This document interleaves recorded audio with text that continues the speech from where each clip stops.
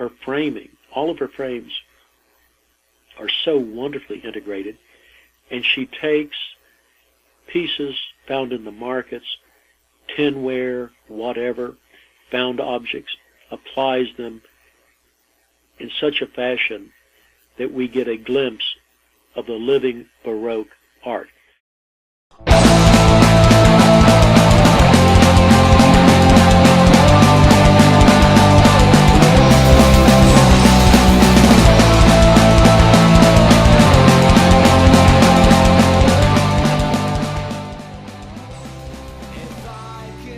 I noticed there was a sign in a window that was just charming. It was this mermaid.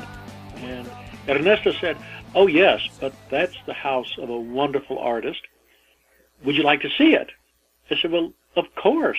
Bueno, una de las cosas más importantes que me han pasado sucedió hace como 20 o 25 días, que fue que por una casualidad el doctor Stephen Vollmer, que es una eminencia en arte, vino a mi casa y a mi estudio y pudo ver mi obra.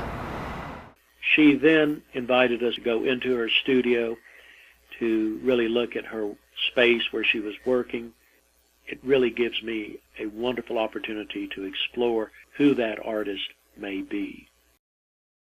It's only in the late 1990s that Mexican women are officially constitutionally recognized as people. A married woman is still, in Mexico, through the 1990s, chattel. She is the possession of her husband even after divorce. The children remain his property. What has been achieved and what has been really a very arduous trip for women in Mexico. Puebla has a very strict structure of how people in their own community interrelate with one another. It's a city where women have long had a very important position, but also needing to conform to prescribed rules of social order.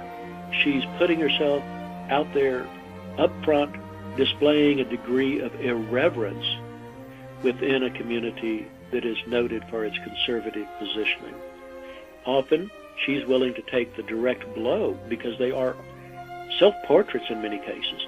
It's like the one that she calls the Chingo Poblana. Well, we all know of the China Poblana.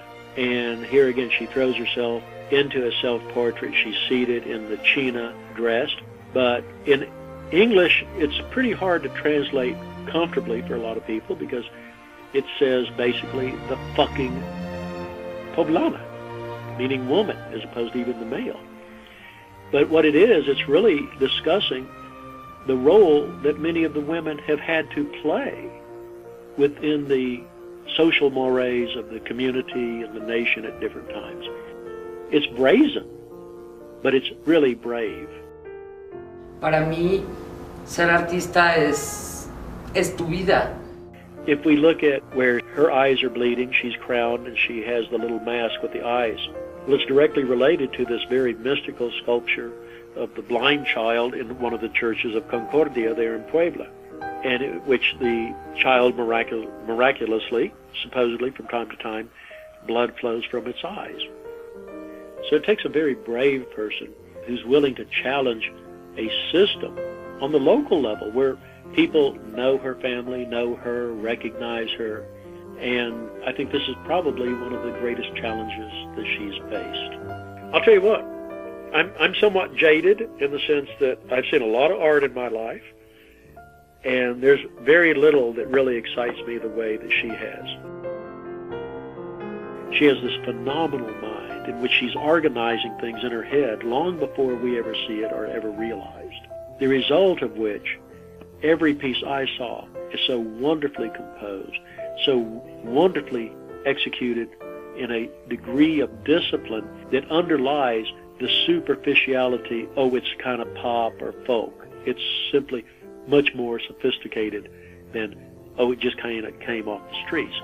She's pre-selected, she's isolated, she's determined. She's good, I'll put it that way. She's very good.